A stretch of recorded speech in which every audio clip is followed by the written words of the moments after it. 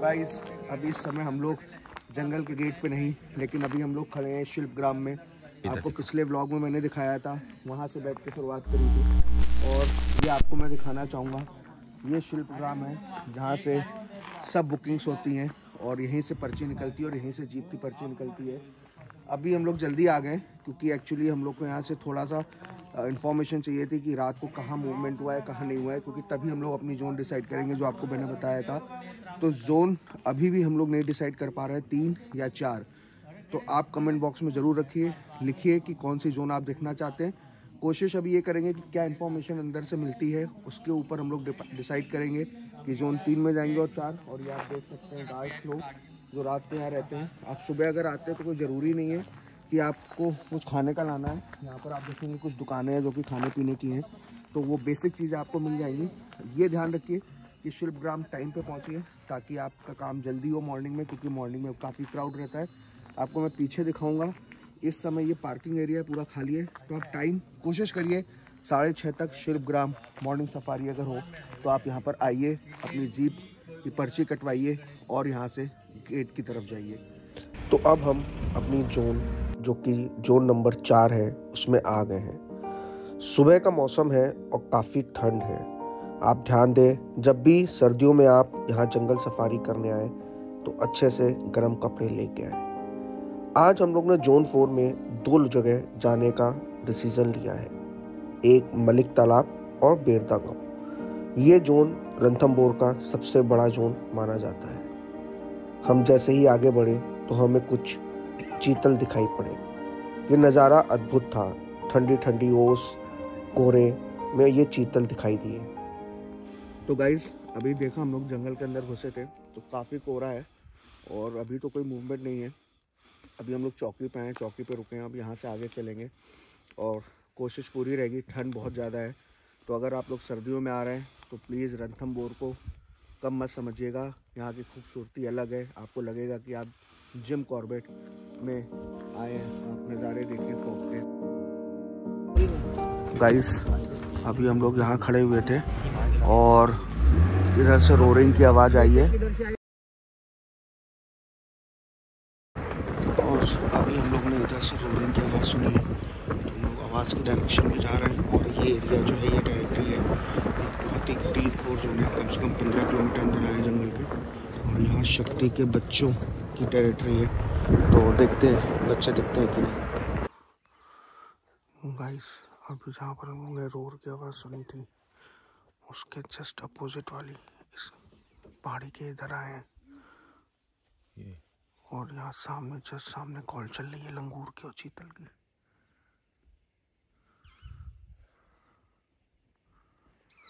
Continuous calls है लंगूर की और चीतल की।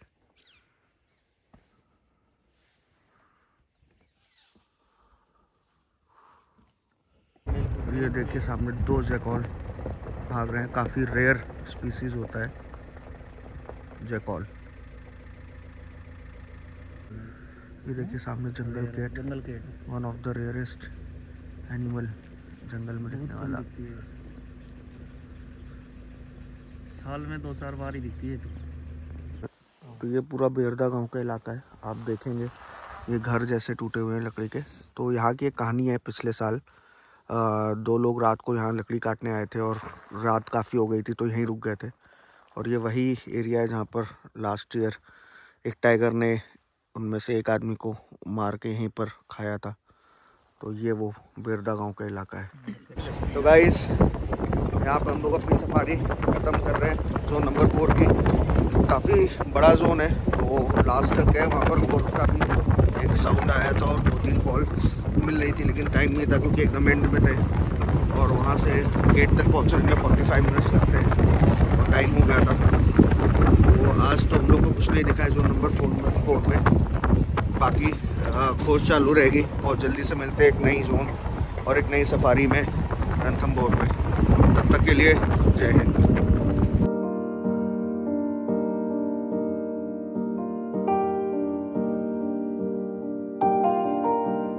तो अभी पता चला है जब अंदर घुस रहे हैं कि वहीं पर बाद में देखा गया है जो फॉरेस्ट गार्ड्स थे उन्होंने तो उस समय टाइम नहीं था तो नहीं कर पाए, लेकिन टाइगर तो है वहाँ।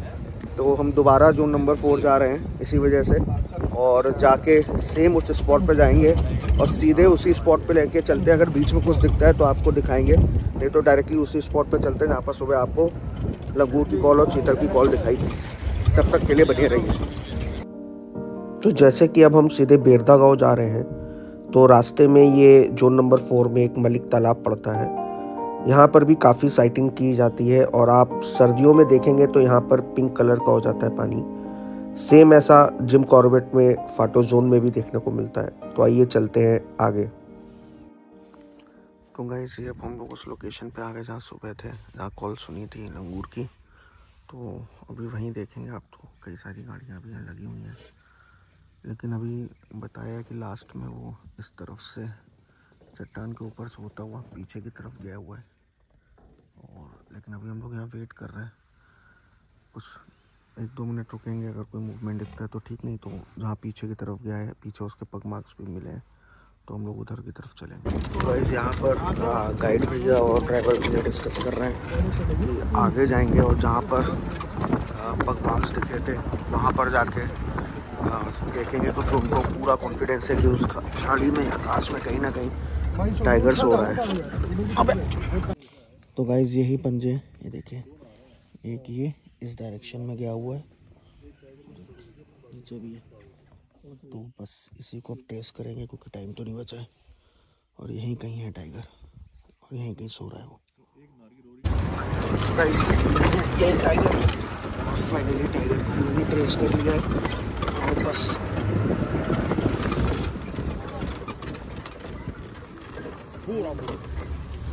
वो देखिए सामने टाइगर, और फाइनली यही बच्चा था जिसकी सुबह कॉल देखी थी। और देखिए पानी पी रहा है, पानी पी रहा है।